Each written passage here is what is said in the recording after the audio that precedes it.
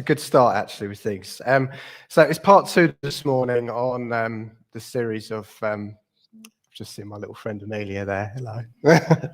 All right, it's part two this morning on the series we're looking at, which is supposed to be a series about, or it's been called "Paint Me a Picture." It's looking at images from the Bible which describe God and tries to paint us a picture to give us an understanding of what the writer in the Bible is trying to say through the words here. So very metaphorical. And who loves a good metaphor? Or a bad metaphor? Just a metaphor. Who knows what metaphor is? That's one of the questions, I think, as well. Like metaphor, it's one of those words, isn't it? We talk about. It's one of those English language. Best definition of a metaphor I could find was this. So I'll read it out. A metaphor is a figure of speech that derives something by saying it's something else, not meant to be taken literally. So I don't know if that clears anything up for anyone at all. Not me, really. So I did English at university a long, long time ago. So I looked at like metaphors and similes and all those sort of really boring things, if you like, part of language. But they're actually not that boring, actually quite interesting. Now, the difference between a simile and a metaphor is that a simile says it is like something. So you would say his eyes were as bright as diamonds. So that's a good example of a simile. Whereas a metaphor, you would just say his eyes were diamonds. Okay, so a bit of a difference there. The snow was a white blanket across the ground. That's a metaphor. Okay. He was an early bird. That's a metaphor. Okay. So we're not, the snow is not actually a blanket across the ground. It's not actually a blanket, isn't it? That, the person we're talking about who likes to get up early is not really a bird. But it's intended to paint a picture, to give us an idea. And, that idea of a snow as a blanket across the, I like that. That's a good image, isn't it? It's a good image. And you see, anyone who likes books or reading and things like that, the writers of these books, they use metaphors all the time in their language because it's a really good way of trying to get across what they're trying to say. So if you look through all the famous writers, Shakespeare, Thomas Hardy, Charles Dickens, J.K. Rowling, they all have them. They all use them. J.K.'s still writing, so she still does. They're very important literary tools to try and get an image across. Now, the Bible's no different with that at all. The Bible is full of metaphors right the way through, with the writers in the different books in the Bible trying to get across the image that they're painting. Which is another metaphor, by the way. Paint me a picture. There we go. For example, Jesus said, and you can probably think of some straight off, Jesus said he was the bread of life. He said he was the shepherd for sheep. He said he was the light of the world. Now, none of those are literal. Jesus wasn't a piece of bread. He wasn't actually a shepherd. He wasn't actually just a shaft of light. But if you think about those images that Jesus talked about, they're all images that actually seep into our subconscious and paint us a picture of who Jesus really was. Now, last week, Martin talked about God as a potter and everything that entails about what a potter is. This week, we're looking at God as a fortress. So we're going to try and think what the writers who talked about God as a fortress in the Bible meant when they were getting across that image. We're going to try and think about what that actually means for us today. Now, Katie and myself recently took our two girls up to Box Hill.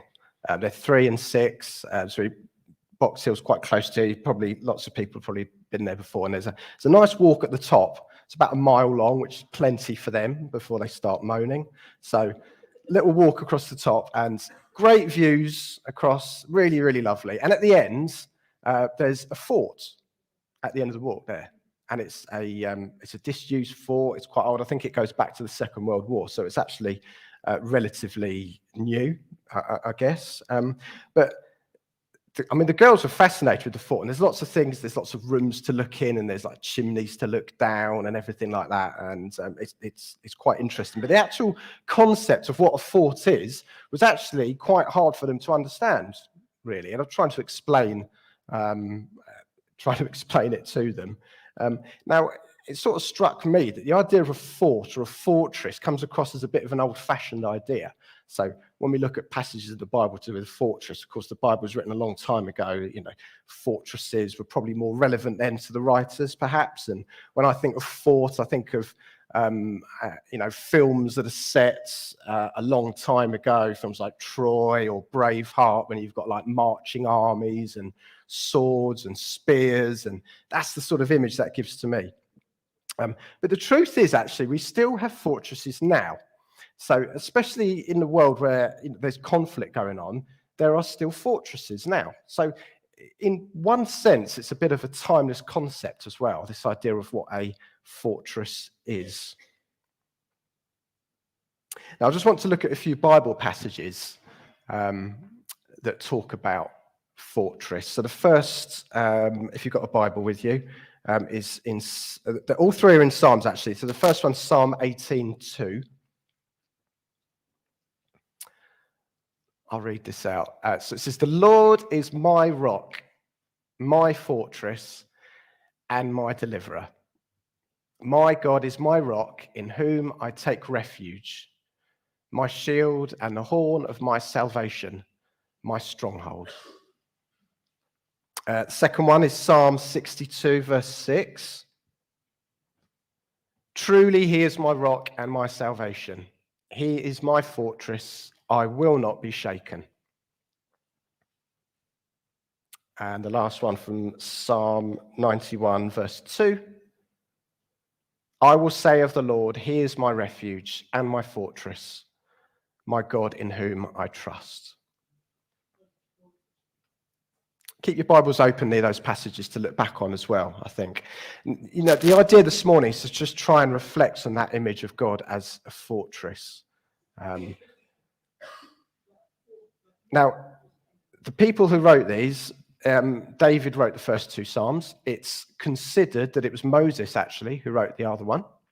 And they're giant figures in the Bible, aren't they? Most people have heard of Moses and David. David, very famous king of Israel, best known for the defeat of Goliath. Moses, well known for leading the Israelites out of Egypt when they were enslaved. But even though they're giant figures of the Bible, they are humans as well. Humans that had insecurities, that had worries, that had issues, that struggled with things, that had problems, that had troubles. And we can see that if we read about them in the Bible as well. And you see, if you look through these verses here, there's a real repetition of the word my. Lord, my rock, my fortress, my deliverer. He's my rock, horn of my salvation. Next one, he's my rock, my salvation, my fortress. The next one, I will say of the Lord, he is my refuge, my fortress, my God. It's all this repetition of the word my, because they're trying to apply it to their lives and the struggles that they have. They're trying to apply this idea of God as a fortress for them. And as with any writers, they're trying to get across this image of God as a fortress in the strongest possible metaphor that there is. And for them at that time, it would have been as a fortress. Now, I just want you, everyone here, whether you're here online, just to close your eyes for a minute, just for a moment, and just try and picture in your minds what a fortress looks like. And it's going to be different for everybody, I'd imagine, what a fortress might look like to you. And you're probably going to have some sort of physical image in your mind of that. I'm just going to be quiet for just a little bit and just want you to try and picture that in your minds.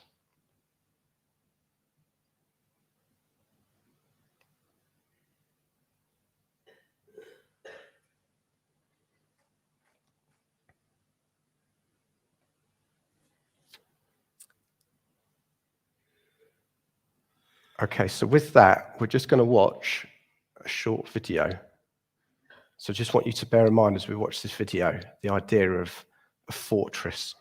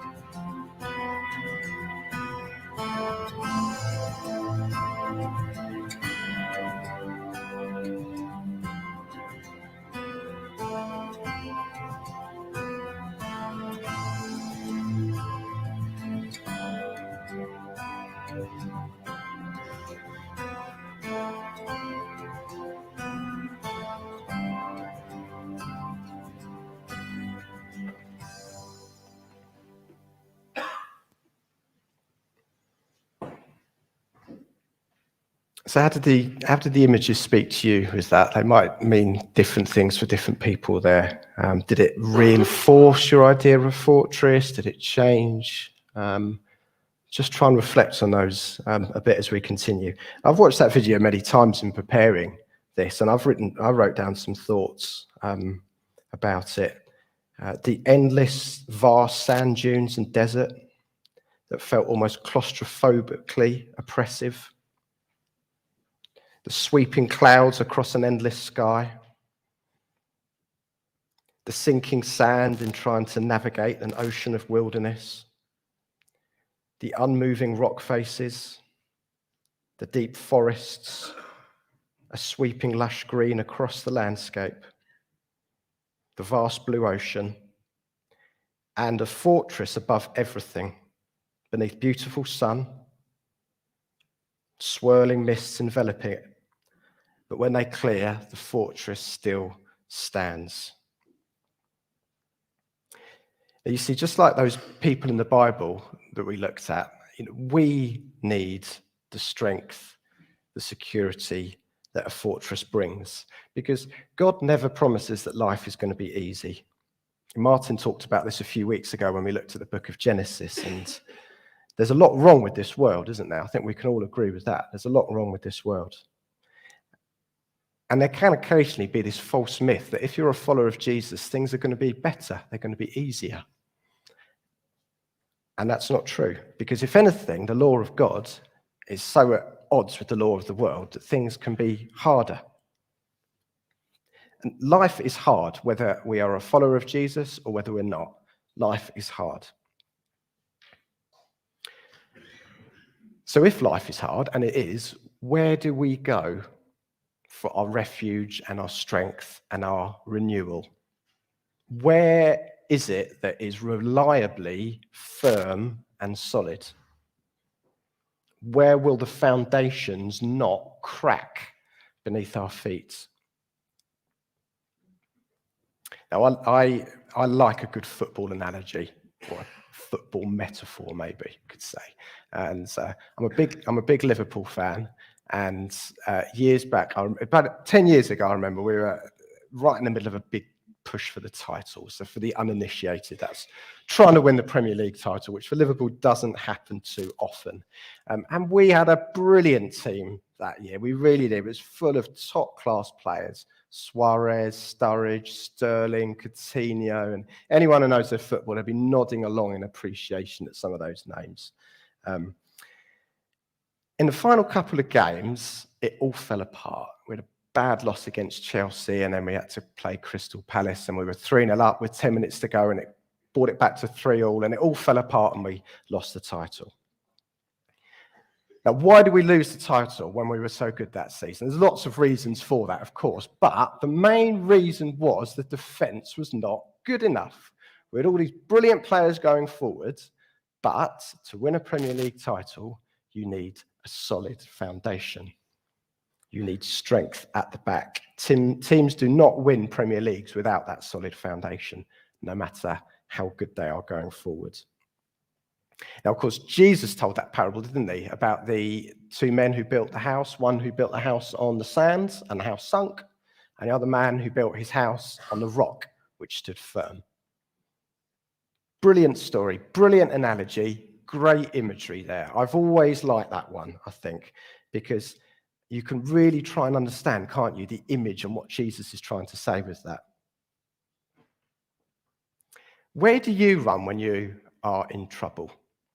Because metaphorically, we all run somewhere when we're in trouble. Are we as a church doing what we can to make this church a refuge for people? Now, a good friend of mine years back, leading a Bible study, I think at the time, he was talking about faith, and he said, when it comes to faith, our feelings are rubbish. Now, I want to put that into context with that, because I think I want to make it very clear, feelings are not rubbish. How we feel is important. It's important to God. It's important to us. So feelings are not rubbish. How we feel is very important. But the point he was trying to make, that how we feel should not be at the basis of our faith. How we feel day to day, week to week, year to year, does not change who God is. It doesn't change the fact of who God is and the attributes that God has that make him God. So it doesn't matter how we feel. We can be having bad days, bad weeks, bad years. That doesn't change who God is. If we don't feel close to God, if we don't feel like he's not a solid foundation in our lives, that doesn't change who he is. Because God is a fortress. God is a solid foundation. He doesn't change. That fortress is available, and it's up to us to decide whether we want to use it.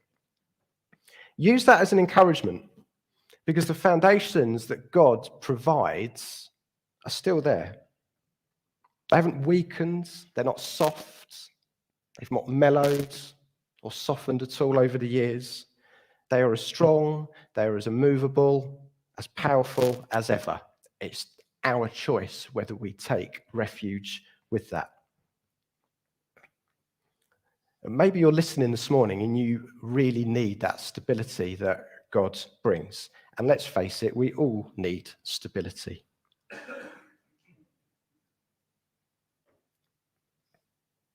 In the Bible, there are passages and sentences and sections that start with the word therefore. Paul, who wrote a lot of the New Testament, uses it quite a bit. He uses the word therefore.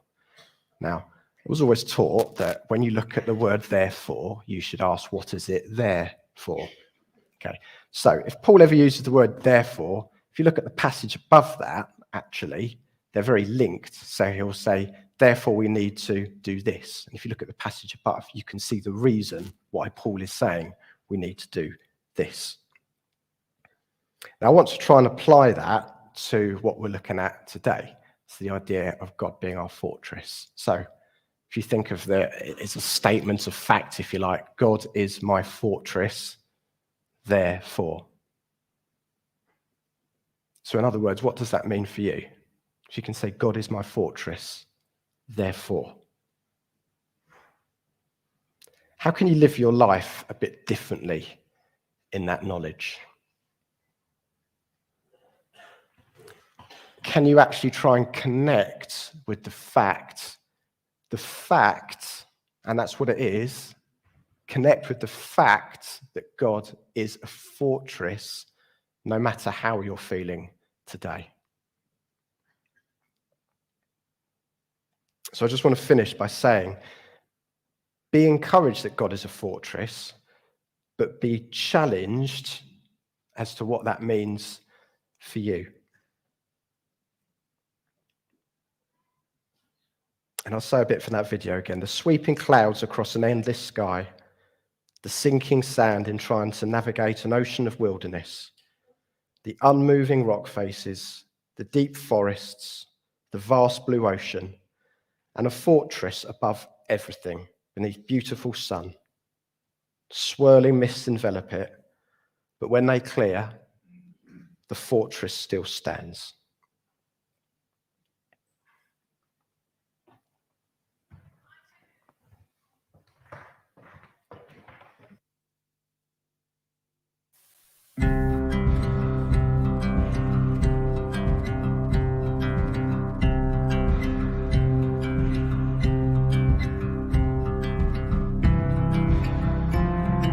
When things are difficult and life is hard, where do you run to? How can you try to relate to the idea of God being your fortress when you don't feel it?